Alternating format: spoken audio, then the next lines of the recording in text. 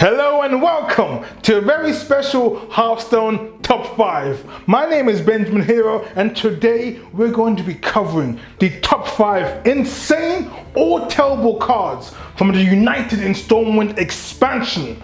And this is going to be a very special top 5. As you can see, that is going to be very different compared to the previous insane or terrible videos. Something to look forward to. But before we get to the United Stormwind expansion, we're going to cover the review of the top 5 cards of the Forged in the Barons expansion and see how they fared in their metagame.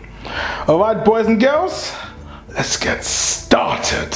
I can tell you now, this is going to be an interesting list. At number 5 we have Crossroads Gossiper, and Crossroads Gossiper turned out to be insane in Secret Paladin. Not every Secret Paladin deck did run it, but it did see enough play in Secret Paladin, and Secret Paladin was a tier 1 deck until it was nerfed to oblivion. Multiple card nerfs. So yes, Crossroads Gossiper was insane. At number 4 we had Gruntled Patron. I kept a special watch out for this meta, watch all the tournaments, watch every single high level competitive game, and not once did I see Gruntled Patron at all. So that was a terrible card. And the same goes for Prospector's Caravan. I think I might have seen it a few times in my ranked games, but it didn't do anything.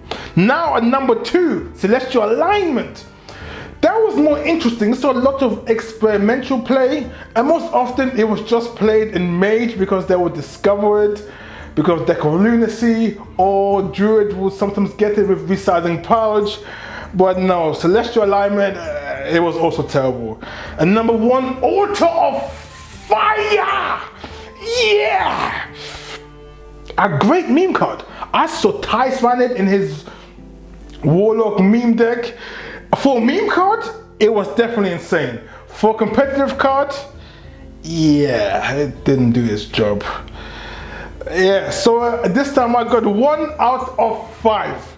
To be fair, I did go pretty damn crazy on my card choice. Let's see how I do in the United in Stormwind expansion. At number 5, we have Auctioneer Jaxon, a 2-mana 2/3 minion with the effect that whenever you trade, instead of getting a random card, you discover a card from your deck. In case you don't know, tradable works by paying 1 mana and you put the card back in your deck and you get a random card back. Auctioneer Jaxon, when I first saw it, I thought Blizzard scammed us all. This should be an epic card, but someone was made into a legendary card.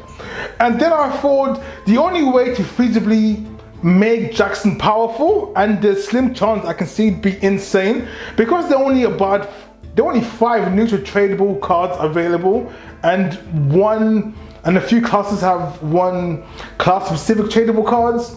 That makes Auctioneer Jaxon very specific, and the only decks that I can see find really good potential crazy play is if you're playing either Control Warlock or Control Priest and you hoard a whole bunch of tradable cards, and then on turn 9 or on turn 10 you play Jaxon, and then you keep trading to cycle your deck to get the right cards that you need. And the only cards I can see being pulled off properly is either a Control Priest, Control Warlock. There's no potential for Control Warrior to pull it off. And for that slim chance, I gave Auctioneer Jaxon the number 5 slot. And let's see the special inside video to see how Auctioneer Jaxon came about. Sir, we have too many good legendaries and people are not buying enough packs. The player base might actually start getting value for their money. Getting value for money? What do they think this is? Legends of Runeterra? We at Blizzard have an image to protect. So I want an immediate decrease in the number of legendary in packs. So increase the pity timer to about 40 packs. Sir, the pity timer is already set to 40 packs. Wait, it is? 40 packs for 1 legendary? My God. Oh wow, okay. Well done. Yes, remove the Tavern Pass from the pre-purchase Mega Bundle. Sir, the Tavern Pass was never included in the Mega Bundle in the first place. What? They spend on the Mega Bundle and the Tavern Pass is not included? Wow, that is, wow, we are, okay, that's, what else can we, yes, I know what to do. Increase the crafting price for one legendary to 1,600 dust. Wow, 1,600 dust. Sir, the crafting price for one legendary is already 1,600 dust. 1,600 dust for one legendary. How long has this been in place for? Since beta, sir. Since beta? Are you mad? I like it. How else can we shake down our player base? What else is left? We can make an epic into a legendary. Sounds good.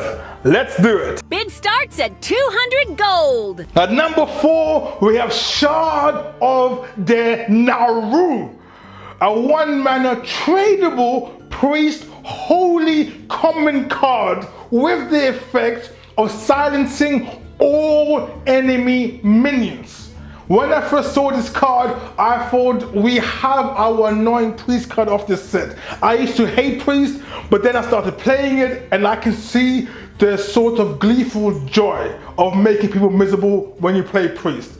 Shard of the Naaru should be insane. The only reason why it's on this list is because some people say it's overrated. The silence isn't going to be very important and the top decks won't care about it. The only way I can see Shard of the Naaru not working is if the meta is so aggro that they don't even care about your silence, or if the top decks don't care about silence, such as Control Warlock, because they don't really care about silence when you play Jiraxes. If these decks existed, okay, Shard of the Naaru is going to be garbage. But I highly doubt the Shard of the Naaru is going to be terrible. And for all those doubters that don't have faith in Shard of the Naaru, it's going to be an absolutely insane card. And for this potential, I put it at number 4. And let's see how the designers created this particular card. Okay people, so we need a new, obligatory, frustrating, yet also rage-inducing priest card. So, do we have any ideas? Where should we start? What's one of the most unfun mechanics in the game? Silence? Yes, silence! Ooh, another silence card! A card that silences a minion. But why stop at one? Why not silence every enemy minion? Oh! Now that's an original idea. Ooh, what if we make it 1 mana and make it tradable? Let me get this straight. You want to create a 1 mana tradable priest spell that silences all enemy minions. Yeah? That is way too balanced! I mean, oh my god! Yeah, at least make it a holy spell and a common so that every priest player will have access to the card in constructed and in arena. I think we have our new card, boys!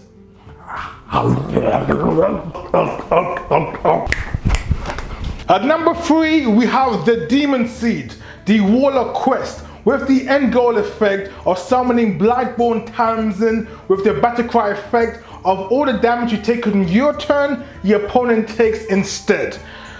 The reason this is, I think, one of the most polarizing cards of the expansion. Some people are saying it is hot garbage because how the hell are you going to survive this long?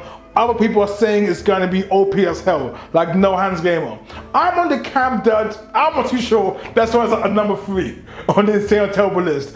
Because Warlock, at least in the last meta, had some of the best control tools like Jiraxes, but it was so slow that essentially no one played Warlock, even though there's so many good cards. And there's a real danger that also in this expansion, Warlock will get out-tempoed or Handlock will take over. Because Warlock has this weird thing where it looks good on paper, but once you play it, you just get beaten by Face Hunter, Rogue, or Mage. And that's why I'm very hesitant to call it that, okay, it's going to definitely be insane. But if Warlock and someone manage to survive, once you take fatigue damage, your opponent will take the fatigue damage. So there's a lot of good potential of seeing a Demon Seed. And for the craziness that it could ensue, this is why the Demon Seed is at number 3. Sir, the player base demands that we have more diversity and representation in our games. They're right. For too long has there been a strong lack of diversity in Hearthstone, and it's about damn time we fix that. Sir, I can't believe it. You actually want to do this? How can we say we embrace diversity at Blizzard if we only accept Visa, MasterCard, and PayPal? What about ZellPay, Square Cash, and Bitcoin? Sir, I don't think this is what the players meant by more diversity. Speaking of representation, how are we not already in Antarctica? I want Inuits, polar bears, hell, even penguins buying our packs starting tomorrow. I cannot believe we at Blizzard have been so callous to ignore such an important topic. I always knew we needed more diversity of payments and greater representation of countries that can buy from us. At number 2, we have Granite Forgeborn, a 4-mana, 4/5 Shaman Elemental with the Battle Cry effect of reducing the cost of all elementals in your hand and deck by 1. This has to be one of the most power crept cards in existence. This is going to be absolutely broken, insane, and will 100%. It will get nerfed because this has premium stats for a 4-drop. The effect is not only is it the hand but also the deck, and it discounts itself, and it's got some crazy Battlecry support so that you can even play it 1 turn early. The only reason why this card's on this list is because I thought that Elemental Shaman was going to be a good deck in the last metagame, Fortunate Barons, but it was absolutely hottest of hot garbage. So I'm like, you know what, maybe Elemental Shaman is also going to be crap this metagame, because they had some good cards in Fortunate Barons.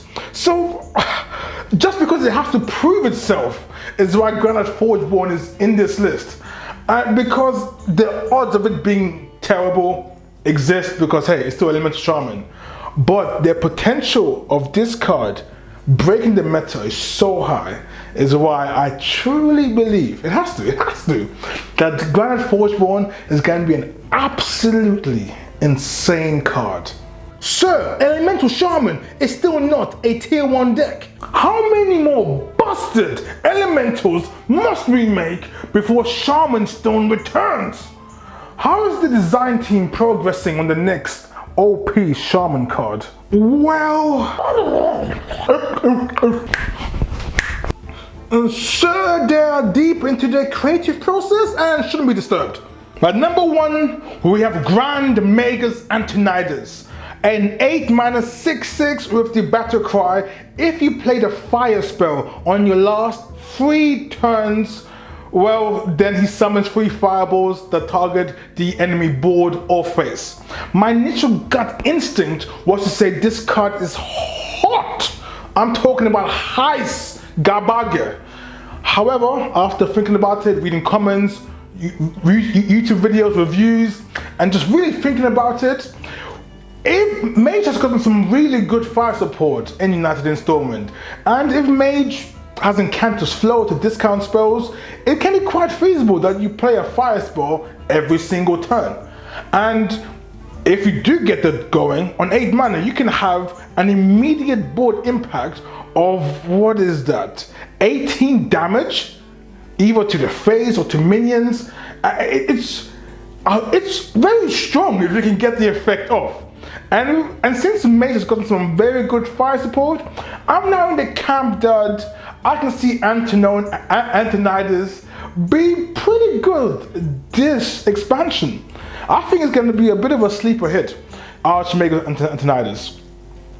And for that reason, for the sort of possibility that if Mage can consistently play fire spells every turn, which is should, they've got really good fire spells, then Tony is gonna be a pretty damn busted card. And for that reason, it's why it's at number 1. Sir, the players are complaining about the rampant power creep currently happening in the game. They're right. We've added too much to the game too quickly, and it's about time that we cut back. Sir, I didn't expect that. Reduce the XP track rewards. Those big numbers are clearly confusing our players. Sir, I'm positive this is not what they meant by power creep. Also, reduce deck slots back to 8. What? I knew it was a mistake going from 8 to 27. You can't go from single digit deck slots to double digits. I can barely even count to 10 and I'm already confused. Sir, I don't think you fully understand what the term power creep actually means. You know what? You're right. I was wrong. Oh, sir. Just add Overload 1 to all Shaman cards. What? Thank you for making it to the end. And please give me your feedback on what you found about the skits. Did you like the skits? Were they funny to you? Were they unfunny? Please give me your feedback. If you did like them, what was your favorite one? Please give me your feedback on this, because I don't know whether I should keep doing them or not, whether it was funny or not. I enjoyed them, but I want to know just what all of you thought of them. So please, in the comments, give me your feedback so we can make this channel even better and better and better. I would highly appreciate it. And thank you for sticking with me over these past 5 years. Can you believe it? It's been 5 years since I started this in April. Crazy, right? Again, thank you for being awesome, and I will see you on the next video. Adios.